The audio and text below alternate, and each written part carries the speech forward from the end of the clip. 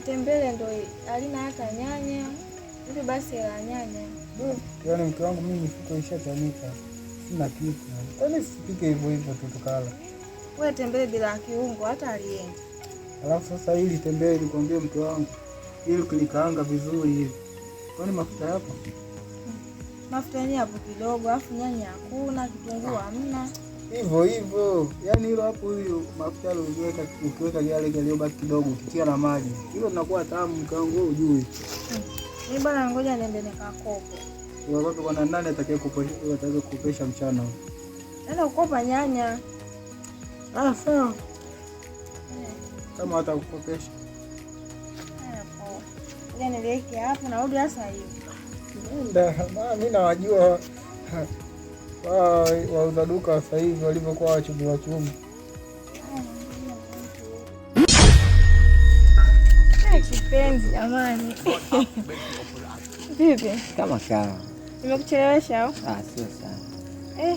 Haya nipatie nyanya, asante. Haya, poa. Vipi lakini mambo mengine? Fresh. Sema da kupikia simu. Unajua tena mwenye nyumba yupo. Mwenye nyumba yupo. Nitaidi basi. Haya, saa ngapi? Kama kuna uwezekano saa 2 yeye anaenda kwenye mpira. Tutanga.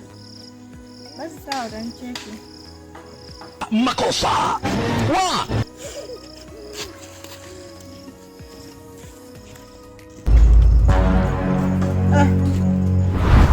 Mama huyo. Umepata? Ndio mimi nakwambia mke wangu nakubalika. Yaani kila maduka unaoenda wewe wakupingi. Halo, Mungu kanipa mwanamke mzuri.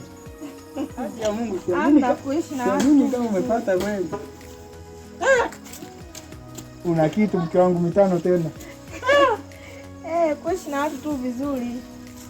Yaani ndio maana mimi nakupenda mke wangu. Yaani leo, kesho hadi kesho kutwa na mtondogoo mimi nitaendelea kukupenda. Yaani ndio maana mimi nasema mke nimepata. Naambia watu oweni Tanga. Oweni kama yule rafiki yangu yule wa pale. Nilimwambia akaoe Tanga lakini tumeona kenda kuoa Mluguru. Hebu shika simu kwanza. Uchezee kwanza picha. Kwa hiyo nifurahisha. Hapo mimi naenda kumaliza. Yaani mimi naenda kukupikia vizuri. Hiyo picha la hatari hilo. Mzembe, mimi mzembe. Kwa hiyo swala la mapenzi mimi mzembe.